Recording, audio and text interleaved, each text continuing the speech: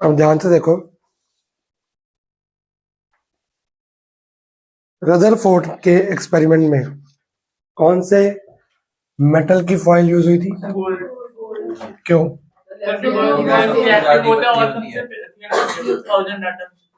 1000 atom tin होता है तो उसको लगा था, ये सही है। अगर वो किसी और मेटल की फॉइल यूज करता तो क्या होता? सर वो मेटल रिएक्टिव होता और बहुत थिक होती वो थिक होता और उसमें वो रिएक्टिव। तो आंसर है, अगर वो किसी और मेटल की यूज करता तो भी सेम आंसर आता। क्यों? क्योंकि सारे मेटल्स नेगेटिवली चार्ज होते हैं बट सर कहीं और अल्फा रेज क्या होती है? पॉजिटिव। चाहे वो गोल्ड था, पर था तो उसके अंदर एटम ना, था तो बड़ा थिन था लेकिन है तो उसमें एटम्स ना। तो कोई और फॉइल की बात करो, किसी और मेटल की फॉइल लोगे, उसमें एटम जो कुछ और होगा। तो एटम्स के अंदर हर मेटल की एटम की शेप अलग, मतलब जो स्ट्रक्चर है अलग होता है, एक होता है, एक होता है। तो उसमें वही इलेक्ट्रॉन प्रोटॉन न्यूट्रॉन होंगे। तो जैसे खाली जगह पे पास हो गई तो उसमें भी इलेक्ट्रॉन में खाली जगह होगी। सेंटर में हैवी था वो उसमें भी सेंटर में हैवी होगा, और जो भी न्यूक्लियस था और प्रोटॉन था। तो आंसर ये है कि कोई और मेटल की फॉइल यूज करता तो भी सेम आंसर आता। गोल्ड से ज्यादा जल्दी फर्क पड़ गया क्योंकि इजिली पास हो जाती है। ठीक है ना, लिखवाता हूँ अभी आंसर। रदरफोर्ड ने जो एक्सपेरिमेंट किया उसमें मैक्सिमम टू मैक्सिमम रेज क्या हुई? मैक्सिमम पूछा है मैंने, मैक्सिमम रेज क्या हो गई थी? उसका मतलब क्या बना कि बहुत सारी क्या है? खाली जगह। खाली जगह, क्योंकि बहुत सारी रेस क्या हुई है पास, तो बहुत सारी क्या है, और वो खाली जगह का चार्ज क्या हो रहा है? फिर बहुत कम रेस डेविएट हो गई, डेविएट हो गई। इसका मतलब पॉजिटिव से पॉजिटिव टकराएगा तो इधर रिपेल हो जाएगा, तो डेविएट होगी। मतलब कि सेंटर में कोई पॉजिटिव चीज है और वो बहुत स्ट्रांग है। क्योंकि स्ट्रांग ना होता, डेंस ना होता, तो रीबाउंड भी ना होती। वो इतना सख्त है कि आगे जाने नहीं दे रहा। समझ लो, ये आसपास खाली जगह है, तो यहाँ से रेज है सारी क्या हो रही है? पास। उसने बोला अरे इतनी सारी रेज तो पास होगी, पास होगी, मतलब खाली जगह बहुत सारी है, बहुत सारी है। ठीक है, कुछ रेस आई, टकरा के यहाँ चली, टकरा के इधर, टकरा के ऊपर। मतलब कोई छोटी सी जगह है जो क्या है? पॉजिटिव। पॉजिटिव और टकराया, डेविएट हो गया। और ये इतना मजबूत डेंस है कि कुछ टकरा के वापस भी आई है। जो साइड पे टकराएंगी वो, जो यहाँ टकराएंगी वो। अब उसने खाली जगह को क्या बताया? क्या था वो? खाली जगह। ये डोर बंद करो। खाली जगह को क्या बताया? अरे हटे हटाए आंसर बोली जा रहे हो। उसने बोला कि एटम के बीच में न्यूक्लियस है और एक खाली जगह क्या है? ये नेगेटिवली चार्ज इलेक्ट्रॉन से घूमी जा रहे हैं शेल्स में। किसमें? ऐसे। ठीक है जी। और जो प्रोटॉन है वो कहां पे है? इसके अंदर। तभी इसका चार्ज क्या है? पॉजिटिव। क्योंकि प्रोटॉन का चार्ज क्या होता है? यहां से डिस्कवरी किस चीज की हुई? यहाँ पे न्यूक्लियस की। और एक और बात पता लगी कि इलेक्ट्रॉन बाहर है, प्रोटॉन अंदर। पहले प्रोटॉन बाहर था, इलेक्ट्रॉन अंदर था। अब प्रोटॉन जरा सी जगह पे है, बाकी सारा एटम इलेक्ट्रॉन से भरा पड़ा है। वो डेंस तो न्यूक्लियस है, नॉट प्रोटॉन। डेंस कौन है? न्यूक्लियस। अब ऑब्जर्वेशन थी, कंक्लूजन था। इसके बाद आया लिमिटेशन। लिखवाई थी, लिख दी, लिख ली। लिमिटेशन पढ़ी हो गुरजोत?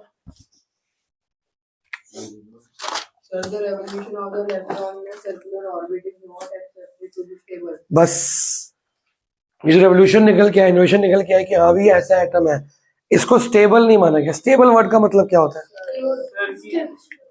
स्टेबल। अभी साथ में बहुत सारे मार्कर है, ये खाली है, स्टेबल हुआ? ये स्टेबल कैसे? अगर 3 यहाँ पे और 3 यहाँ पे हो गए तो अब ये स्टेबल हो गया।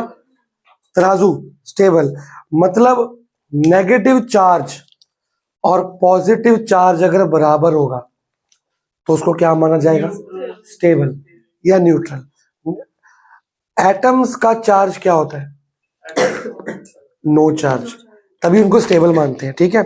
आयंस का चार्ज या तो नेगेटिव होता है तो पॉजिटिव, वो हम आगे पढ़ेंगे। अभी आगे बोलता है any particles in a circular orbit, सब लोग पढ़ो बुक में या नोट्स में। आगे क्या लिखा है, एनी पार्टिकल, मिल गया second line, in a circular orbit would undergo acceleration. भाई जब इलेक्ट्रॉन्स यहाँ पे मूव कर रहे हैं तो वो ऐसे घूम रहे हैं, और घूमने के लिए स्पीड चाहिए, एक्सेलरेशन चाहिए। जब एक्सेलरेशन होगा तो एनर्जी वेस्ट होगी। आगे पढ़ो, during acceleration charge particles would radiate, lose करेंगे एनर्जी, क्या करेंगे, लूज करेंगे। अब 10 द रिवॉल्विंग इलेक्ट्रॉन वुड, भाई पढ़ ले, हे भगवान, जो होमवर्क था ना वही है, जो तो लिखा है। ड्यूरिंग, सॉरी कहा था, 10 the revolving electron would lose and finally fall into the, कि ये धीरे धीरे ऐसे घूमेगा, और ये मान लो ये न्यूक्लियस है, इलेक्ट्रॉन घूम रहा है, ये भी इलेक्ट्रॉन घूम रहा है, करे घूमते घूमते एनर्जी को लूज करेगा, इसकी स्पीड क्या हो जाएगी, कम हो जाएगी। करे कम होते होते ये ऐसे आ जाएगा, ऐसे आ जाएगा, कम पास पास आता आता आता इसके अंदर गिर जाएगा। अगर ये इसके अंदर गिर जाएगा तो कोलिजन हो जाएगी।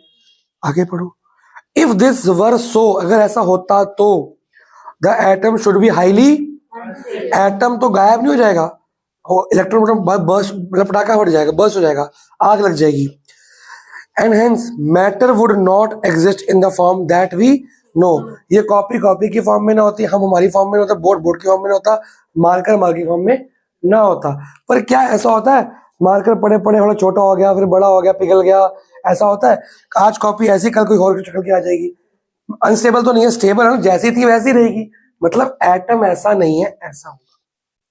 पर जब उससे पूछा गया कि सर बात तो है, घूमेगा तो एनर्जी तो लूज होगी, क्योंकि बिना मोशन के लिए हमको एनर्जी चाहिए, मोशन में घूम रहा है तो एनर्जी लूज तो करेगा, एनर्जी लूज करेगा, स्पीड भी कम होगी, स्पीड कम होगी तो ये गिरेगा। पर ये गिर क्यों नहीं रहा है, इसका रीजन बताओ। वो ये बता नहीं पाया, जबकि यहां तक उसकी बात सही थी। ठीक है, आगे पढ़ो, we know that atoms are, इस बात का जवाब भाई साहब रदरफोर्ड जी नहीं दे पाए। अब आते हैं अगले साइंटिस्ट, क्या नाम है उनका, नील बोर। इनका जो दिया हुआ मॉडल है वो हम आज तक यूज कर रहे हैं। अभी तक एटम में क्या क्या डिस्कवर हो चुका है, electron with the charge of minus, proton with the charge positive, और क्या मिला है, न्यूक्लियस। अभी एक चीज न्यूक्लियस का अंदर पॉजिटिव है, अभी एक चीज मिलनी बाकी है, वो नील बोर ने नहीं दी, लेकिन नील बोर ने सिर्फ मॉडल दिया है, न्यूट्रॉन्स दिया है जेम्स चैडविक ने। ठीक है, वो आज ही करा दूंगा मैं। तो आपको हर एक का बताओ किसने क्या दिया है, इलेक्ट्रॉन किसने दिया है,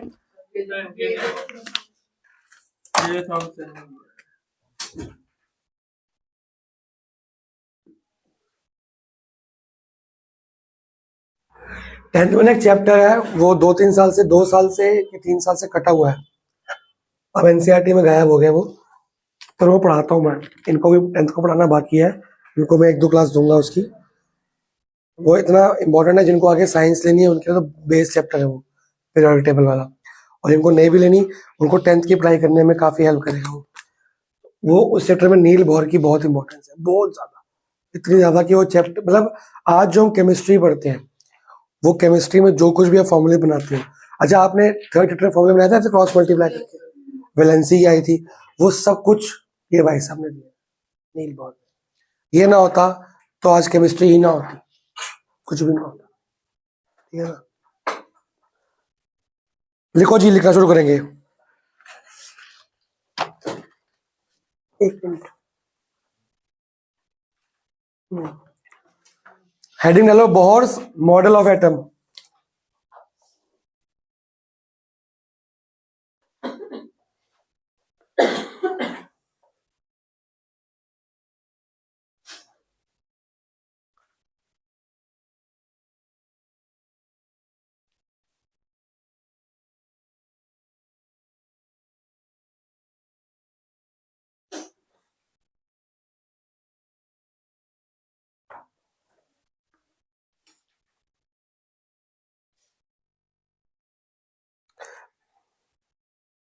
जो आपकी बुक में सेकेंड लाइन, नील बॉहर पुट फॉरवर्ड, दिख रहा है? और नील बॉहर पुट फॉरवर्ड से लेके फर्स्ट और सेकेंड पॉइंट दोनों के दोनों टेपो समझाता हूं मैं हूं। और नीचे डायग्राम बना हुआ है, नीचे डायग्राम भी बनाओ। मेरे को पता है, मैंने आपको थर्ड चैप्टर में करा दिया था ऑलरेडी, तो अब मेन आ गया ना। डायग्राम बनाओ। और देखो जी, पहले पॉइंट में क्या बोल रहे बॉहर साहब, Niels Bohr put forward the following postulates about the model of an atom. वो कहते हैं कि only certain special orbit known as discrete orbit are allowed inside the atom. जो रदरफोर्ड बता नहीं पाया था कि ये गोल घूम के गिर जाएगा उसने बोला ये एनर्जी रेडिएट करता है, बिल्कुल सही है, पर ये ऑर्बिट्स में घूम रहा है। ऑर्बिट वर्ड रदरफोर्ड ने नहीं दिया था, इसने दिया है। ऑर्बिट वो होती है जो मैंने लास्ट टाइम कहा था, ग्रेविटेशनल ऑर्बिट, जिसके अंदर वो घूमता ही रहेगा, घूमता रहेगा, घूमता रहेगा, कभी खत्म। आज तक कभी मून गिर गया अर्थ पे? क्या नहीं गिरा। अर्थ गिरी सन पे।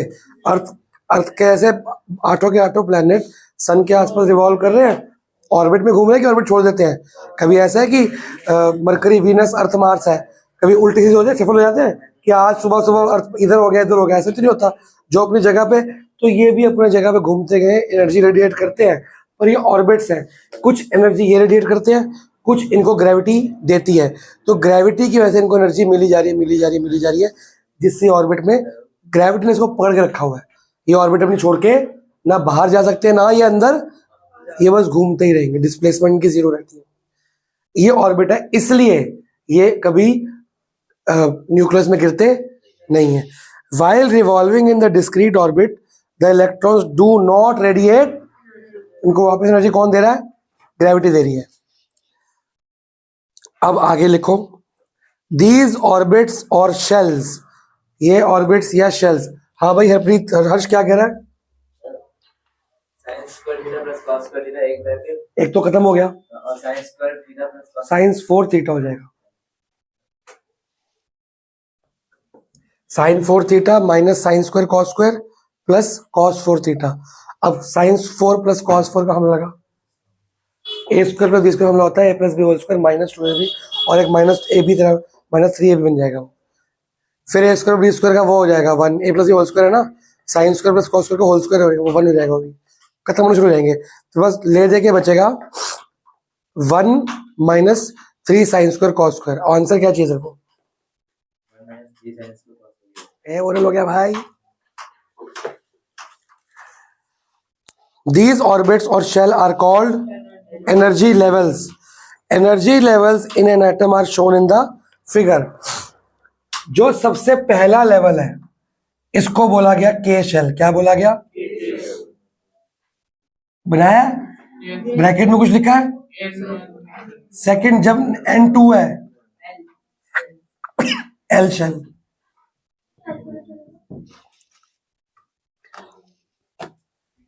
थर्ड शेल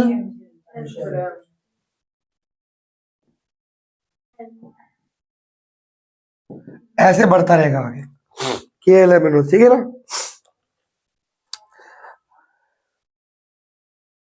अब आ जाओ इन टेक्स्ट क्वेश्चन पे। पहला क्वेश्चन क्या कहता है? On the basis of Thomson's model of atom, explain how the atom is neutral as a whole. Atom is neutral. तो आपका मैंने मार्क कराया था, शायद लिखवाया नहीं था।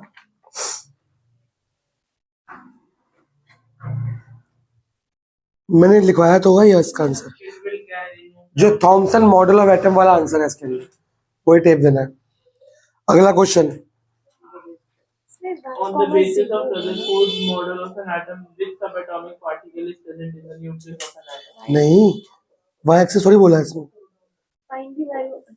वाई एक्सिस ये डिस्टेंस लेना, पी क्यू का डिस्टेंस लगा इक्वल टू 10 ले, रूट हटेगा तो 100 बन जाएगा वो। The proton है आंसर सेकंड वाले। सेकंड का आंसर क्या होना चाहिए?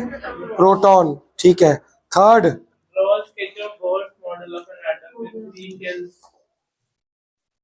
खत्म क्वेश्चन। चौथा, What do you think would be the observation in the particle scattering experiment is carried out using small dose of other metal. Other metal का हो तो आंसर क्या आएगा? सेम. कॉपी में या बुक में लिखो सेम. सेम होगा. अब आप जी कॉपी में हेडिंग डालो, discovery of neutron. Last discovery बची है, फिर हम वो सीखेंगे जो 10th में काम ही काम आना है. काम ये भी काम आना है. शुरुआत हो चुकी है 10th की काम की. न्यूट्रॉन की डिस्कवरी लास्ट डिस्कवरी, फिर वैलेंसी, वैलेंस इलेक्ट्रॉन सब सीखेंगे. मास number, atomic number, isotopes, isobar सब.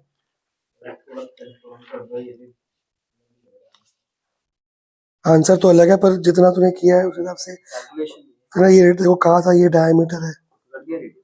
यहाँ तो नहीं किया. अच्छा कर दिया. और जहाँ तक ये तो अभी एरिया अभी तो ये निकलेगा ना.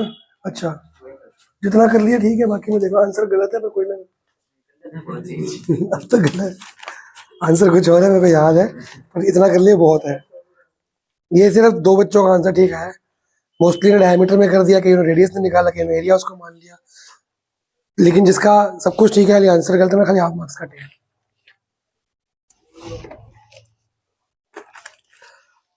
James Chadwick discovery of neutron. Bracket में जेम्स शैडविक, ईयर लिख लो 1932.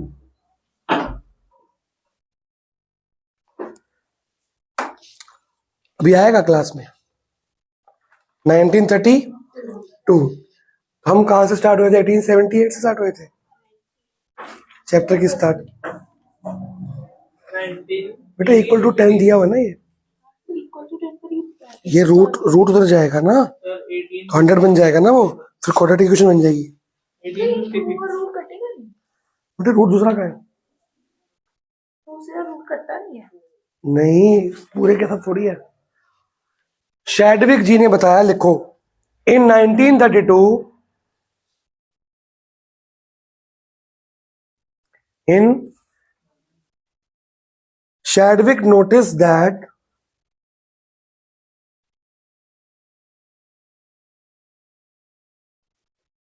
अब शैडविक ने पता क्या देखा? अभी तक क्या क्या मिल चुका था? इलेक्ट्रॉन, प्रोटॉन और न्यूक्लियस. और हमको पता है कि एटम्स क्या होते हैं? स्टेबल. स्टेबल का मतलब होता है कि नो चार्ज. इलेक्ट्रॉन्स का क्या, सॉरी एटम्स का क्या चार्ज होता है? No charge. नो चार्ज तब होगा जब positive charge will be equal to negative. Positive कौन से हैं और नेगेटिव कौन से हैं?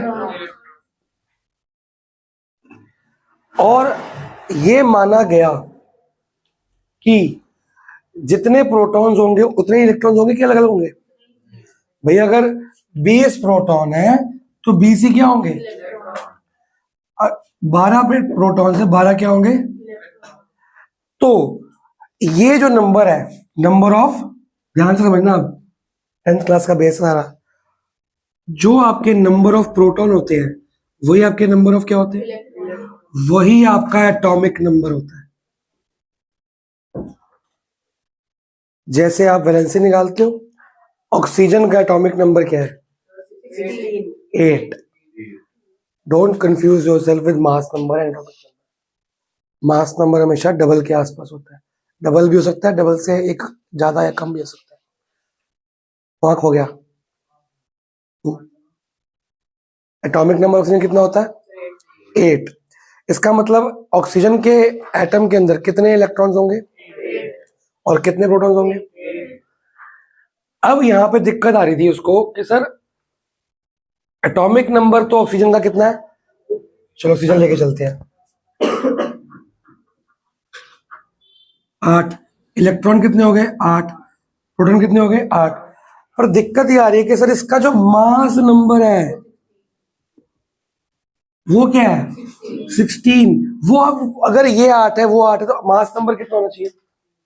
हमने स्टार्टिंग में पढ़ा कि इलेक्ट्रॉन्स का मास बहुत कम होता है, बहुत कम. लेकिन प्रोटॉन का मास क्या है? ठीक है. तो एटम, सोना नहीं है, एटम का जो सारा मास है वो बाहर है कि अंदर है? अंदर। वो कह रहा है अंदर कितने इलेक्ट्रॉन्स पड़े, प्रोटॉन्स पड़े हैं? 8। ऑक्सीजन लेके चल रहे हैं एग्जाम्पल के तौर पे, अंदर प्रोटॉन कितने पड़े हैं? 8। तो मास भी 8 होना चाहिए। अगर अंदर 8 प्रोटॉन्स हैं तो मास कितना होना चाहिए? 8। पर मास कितना आ रहा है? इसका मतलब अंदर कोई और भी बैठा हुआ है भाई साहब, जिसका मास प्रोटॉन से ज्यादा है, जो 16 बना रहा है। बेसिकली मास आ रहा है 16, इसमें से 8 तो क्या है? प्रोटॉन। और मास किसके अंदर होता है हमारा? न्यूक्लियस के अंदर। न्यूक्लियस के अंदर 16 आ रहा है वेट, मास। 8 तो प्रोटॉन ने ले लिए, बचे कितने? ये कौन है? उसने एक नया बोला कि भाई साहब इसका मतलब एटम में एक अंकल और बैठे हुए हैं, उन अंकल का नाम क्या है? न्यूट्रॉन। तो यहां पे खाली प्लस वाले प्रोटॉन नहीं होंगे, न्यूट्रॉन भी होंगे। और जो ये न्यूट्रॉन है, इसको क्या नाम दिया उसने? न्यूट्रॉन। इसका कोई चार्ज नहीं होता, ये न्यूट्रल होता, तभी इसका नाम क्या दिया गया? क्योंकि अगर इसका चार्ज होता तो मान लो ये भी इसका चार्ज नेगेटिव या पॉजिटिव, अगर इसका चार्ज पॉजिटिव कर दूं तो ये प्रोटॉन भी पॉजिटिव है और ये पॉजिटिव है, तो पॉजिटिव ज्यादा नहीं हो गया? 16 पॉजिटिव हो गया, 8 नेगेटिव, तो एटम का चार्ज क्या हो गया? पॉजिटिव। अगर इसका चार्ज नेगेटिव है तो इलेक्ट्रॉन नेगेटिव बढ़ जाएगा। अभी प्रोटॉन और इलेक्ट्रॉन इक्वल है और न्यूटन पड़े साथ में, तो न्यूटन चाहे यहाँ रखो चाहे वहां रखो, उसका चार्ज नहीं है। अगर न्यूट्रॉन का चार्ज होता तो इलेक्ट्रॉन का चार्ज बना देते या वो प्रोटॉन का चार्ज बना देते। तो एटम का चार्ज या तो नेगेटिव होता है या पॉजिटिव, पर एटम का तो चार्ज होता ही नहीं है। मतलब ये जो एक्स्ट्रा वाले भाई साहब है, ये डिस्गाइज अनएम्प्लॉयमेंट है। याद है डिस्गाइज अनएम्प्लॉयमेंट? ये छुपे बंदे हैं, ये कोई काम नहीं करते हैं पर ये बहुत काम करते हैं। ये काम करते हुए दिखते हैं। न्यूक्लियर एनर्जी न्यूक्लियस में से आती है, न्यूक्लियर फ्यूजन भी, न्यूक्लियर फिजन भी। उसमें जो मेन हम फ्यूजन करते हैं वो न्यूट्रॉन्स की होती है। यूरेनियम के फ्यूजन कह रहा हूं ना, यूरेनियम के न्यूट्रॉन्स को फ्यूज करते हैं। तो न्यूट्रॉन से ही बना था एटम बॉम्ब, जो आज तक न्यूक्लियर बॉम्ब कहते हैं उसको। ये खोज कितनी अच्छी लगी। और न्यूट्रॉन से क्या बनती है? Nuclear energy. न्यूक्लियर एनर्जी क्या होती है? बिजली पैदा होती है। हमारे घरों में बिजली आती है न्यूक्लियर एनर्जी से, रेडिएशन से। न्यूक्लियर से क्या होता है? कैंसर का इलाज होता है, जो आज होता है, कीमोथेरेपी कहते हैं उसको। तो समझ आया कैसे? उसने बोला ये और ये बराबर है। अगर सोडियम लेते हैं, सोडियम का मास नंबर कितना है? हटाते हैं इसको, सोडियम लेते हैं। सोडियम का मास नंबर कितना है? 23। जब इलेक्ट्रॉन प्रोटॉन चेक किए गए, उसके अंदर निकले 11। उसका एटॉमिक नंबर कितना है? तो मतलब कि नहीं ना, प्रोटॉन तो 11 ही है, तो न्यूक्लियस बता रहा है 23। मतलब यहाँ पे प्रोटॉन तो 11 है, बाकी जो बचे 12 वो कौन है? लगभग ये डबल के आसपास ही होते हैं। 11 का डबल 22 23 के आसपास आए थे। मैंने कब बोला? प्रोटॉन इलेक्ट्रॉन इक्वल होते हैं, न्यूट्रॉन तो कितने भी हो सकते हैं, वो तो मास नंबर ऐड करते हैं ना। तो इससे हमें पता लगा कि एक भाई साहब और हैं जो मास पकड़ के बैठे हैं। तो यहां से एक फॉर्मूला बन के आया मास नंबर का। जो मास नंबर आपको पता होता है वो होता है एटॉमिक नंबर प्लस न्यूट्रॉन्स। और एटॉमिक नंबर का तात्पर्य है या तो इलेक्ट्रॉन मान लो इसको, या प्रोटॉन मान लो, बात एक ही है। मतलब प्रोटॉन प्लस न्यूट्रॉन भी mass number, electron plus neutron भी mass number, atomic number plus neutron भी, ये तीनों एक ही बात है। पर ये दोनों एक बात, हम जब फॉर्मूले बनाते हैं वैलेंसी से, उसमें ये यूज करते हैं कि ये यूज करते हैं एटॉमिक मास नंबर। सिर्फ किस लिए यूज करते हैं? Molecular mass. मास को क्या करते हो? मल्टीप्लाई नहीं करते हो। तो आपको मास नंबर अलग याद रखने हैं और एटॉमिक नंबर। मास नंबर आपको थोड़े से गिवन है, खाली कैल्शियम का 40 होता है, लेकिन एटॉमिक नंबर कितना होता है? 20। तो आपको ज्यादा जोर किस पे देना है? बानी और हर्ष सो रहे हैं, वो भी सो रही है, इतना बोर तो नहीं है यार। और 10th खराब हो जाएगी, पूरे टाइम में सोते रहोगे फिर। सो रही थी तू? उठ जाओ भाई साहब, जाग लो, पंखा चलाओ, इनकी नींद दूर रहेगी। लग रही है। पंखा, ओए बटन चलता है यार।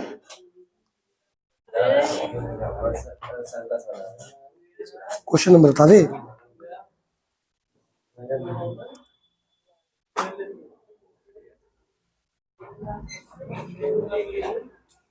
x plus 2y 2/2 isosceles carbon. 2/2 isosceles carbon. Value निकालनी है। r तो 90 दिखा रहा है।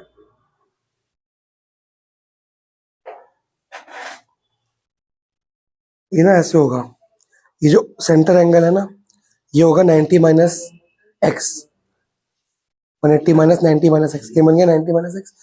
तो ये हो गया 180 माइनस 90 प्लस एक्स, तो ये 90 प्लस एक्स हुआ, ये अंदर वाला। तो 90 प्लस एक्स ये हुआ,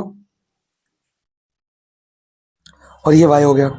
तो 90 plus Y equal to 180 degree. तो x प्लस 2y कितना हुआ? 90। अच्छा क्वेश्चन, ये बैच में कराऊंगा। न्यूट्रॉन में किसी को दिक्कत है? कैसे बना कि मास नंबर, कहां गया, मास नंबर और एटॉमिक नंबर या मास नंबर है, इनमें फर्क आया, तो फर्क का नाम क्या दे दिया गया? न्यूट्रॉन। लिखो जी आगे, कहां तक लिखा आपने? Notice that the mass of the atoms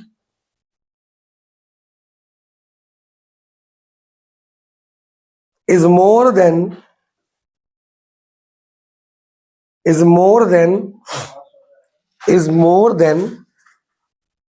electrons or protons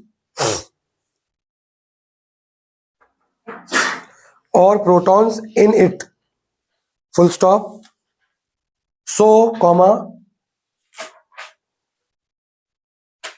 So he discovered a new subatomic particle,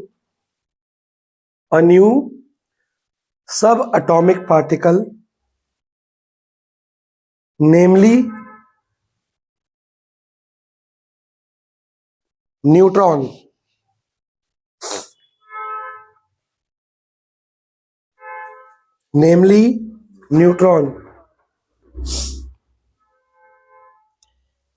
bracket में n डालो, स्मॉल n, which has, नहीं ब्रैकेट में से स्मॉल n था, which has no charge.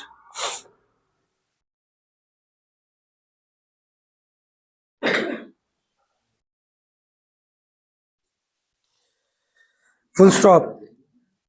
This neutron is located, no charge. Full stop के बाद, this neutron is located inside the nucleus, along with the protons.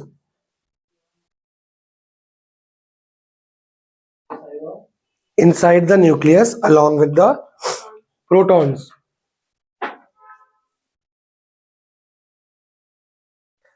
उसके नीचे अब ये लिखो, ये फॉर्मूला,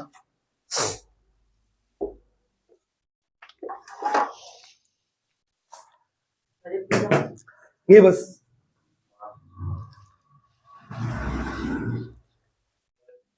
डाउट है?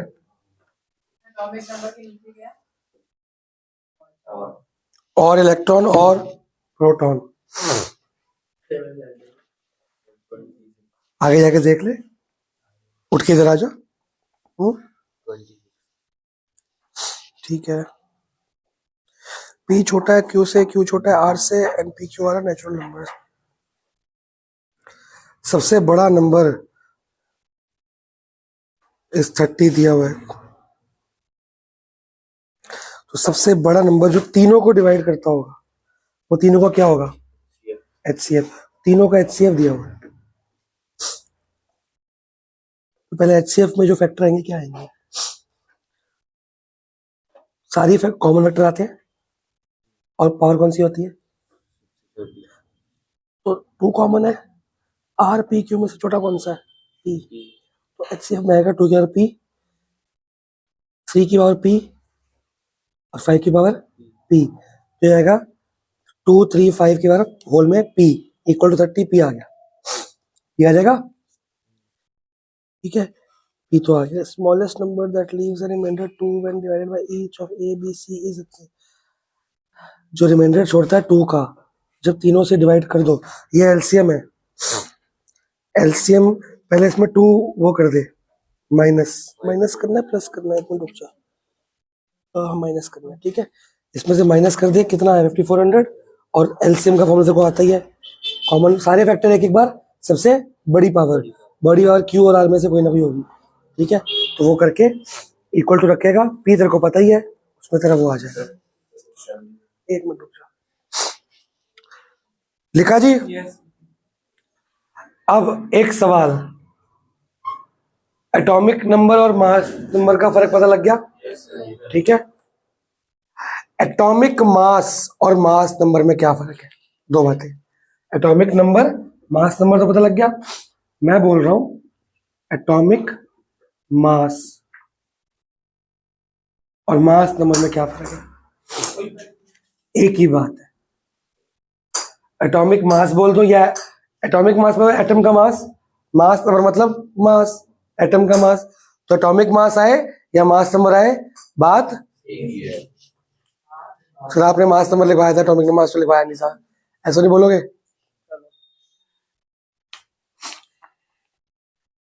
इंटेक्स क्वेश्चन क्या है, क्या आंसर है जी? लिखो बुक में, कॉपी में, कहीं भी। अगर बुक खोलोगे तो बुक में लिखो, नहीं खोलोगे तो कॉपी में लिखो। Electron, proton and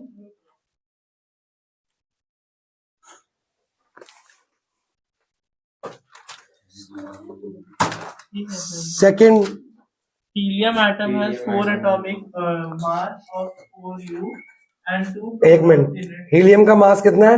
4u and 2 protons in its nucleus. Protons कितने हैं? 2. How many neutrons does it have? कैसे निकलेगा?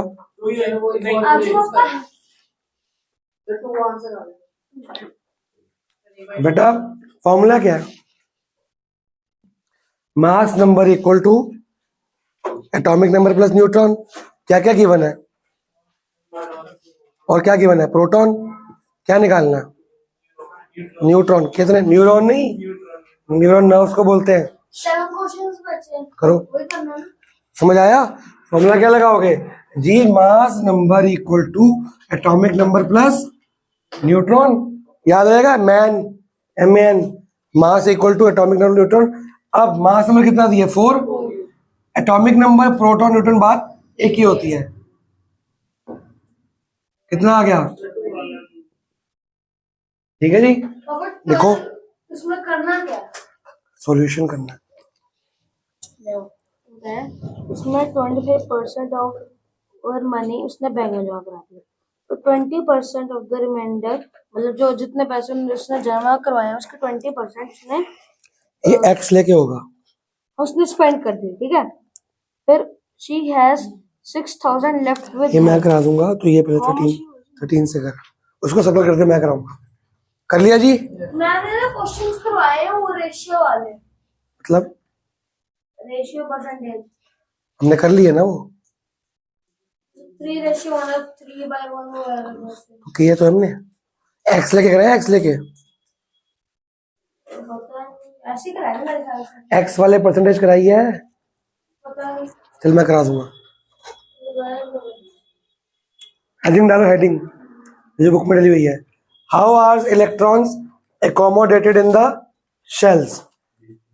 एक ही बात है, हाउ आर या इलेक्ट्रॉन अकोमोडेशन डाल दो हेडिंग, या electron distribution in the shell, एक ही बात है। बोलो जी। चेक कर दो, आंसर तो सही नहीं है।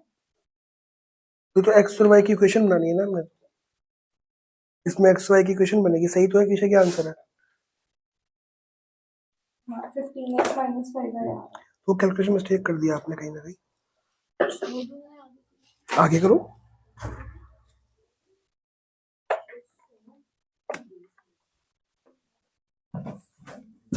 ओए खुसर पुसर नहीं, किसी और की आवाज क्यों नहीं आ रही मेरे को? हाँ उसी की आ रही, सब कुछ वही बोल रहा है।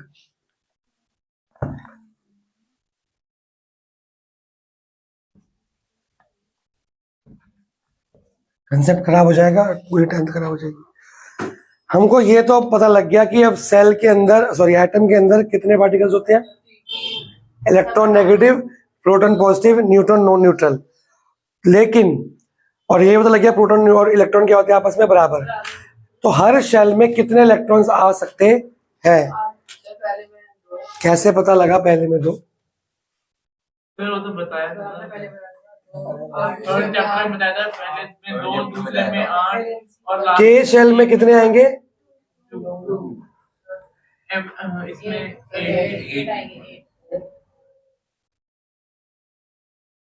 16 आएगा।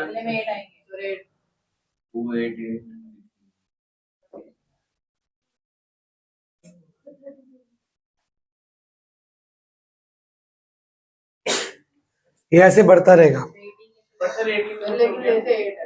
हाँ आते 18 है, 18 की जगह स्पेस से आ सकते हैं, पर आते 8 ये भारी हो जाता है इसलिए वो नेक्स्ट शेल एक्वायर कर लेता है। तो कई जगह 18 भी एक्वायर कर लेता है। अगर एटम का साइज पतला, इलेक्ट्रॉन का साइज छोटा हो ना, तो 18 भी एक्वायर कर लेता है, लेकिन मोस्टली 8 ही करता है। पर आ कितना सकते हैं? तो ये आपको 10th में भी समझ नहीं आएगा, 11th में समझ आएगा। ये टॉपिक 11th का ये। पर ये शैडविक ने हमें दिया कि भैया शेल्स में आते हैं, और ये आते हैं तो आते कैसे हैं? तो इसका फॉर्मूला है, लिखो जी फॉर्मूला।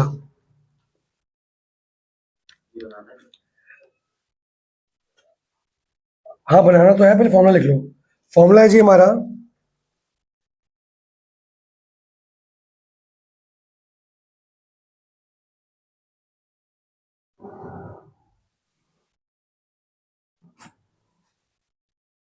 2n²। एक शेल में कितने आते हैं उसका फॉर्मूला क्या है? अब ये जो शेल है, शेल नंबर क्या है? 1। शेल नंबर क्या है? 1। n की वैल्यू कितनी होगी? 1। तो यहां पुट करो, देखो फॉर शेल 1 2 × 1 का स्क्वायर, कितना आंसर आया? फॉर शेल ये के हो गई एल शेल 2 है, शेल का नंबर क्या है? सेकंड शेल है ना, तो एन की वैल्यू कितनी होगी? 2। आगे 8। M shell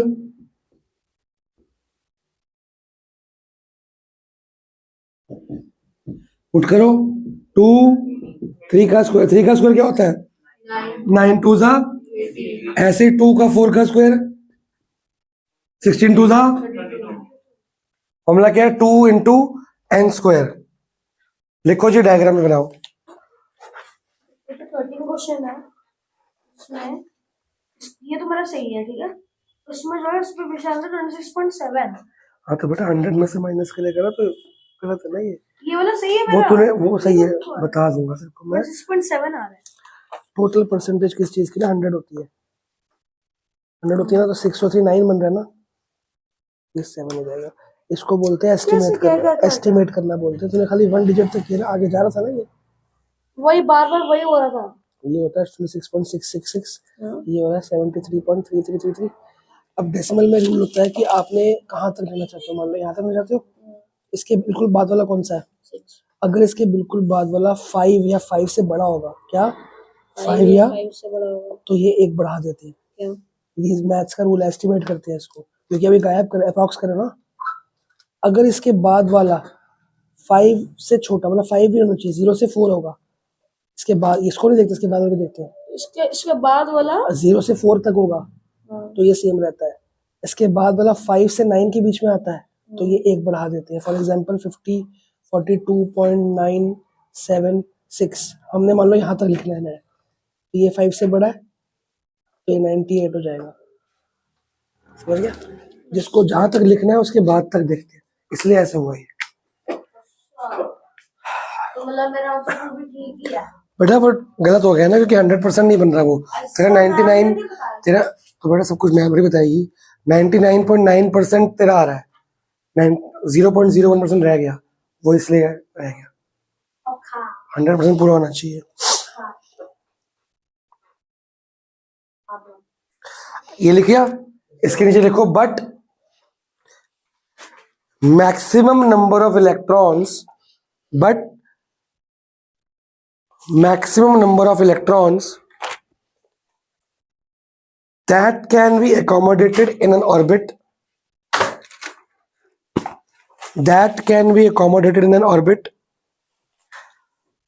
is 8, is 8। Homework में आपको 1 2 3 ये 3 पॉइंट्स लिखे हुए हैं, दिख रहे हैं? ये तीनों पॉइंट बेटे जो टॉपिक चल रहा है उसी के 3 पॉइंट्स, ये तीनों पॉइंट्स आपको लिख के आने हैं। वो लिख के आने हैं कि मैं आगे शुरू कर दूंगा, जगह रह जाएगी बीच में। अगला आपका टॉपिक है वैलेंसी। वैलेंसी से पहले हम आपको एटॉमिक नंबर बोलेंगे, आपको उसको इन शेल्स में अकोमोडेट करके बताना है। उसके अलावा क्या होना चाहिए? Atomic number. फॉर्मूला क्या करना है? एटॉमिक नंबर याद होना चाहिए। अगर एटॉमिक नंबर याद है तो आपको वैलेंसी को इसको तोड़ना आ जाएगा। अगर ये तोड़ना आ जाएगा, इसको बोलते हैं इलेक्ट्रॉनिक कॉन्फ़िगरेशन। क्या बोलते हैं? तो इलेक्ट्रॉन को कॉन्फ़िगर करना आ गया आपको, तो आपको वैलेंसी और वैलेंस इलेक्ट्रॉन निकालना आएगा।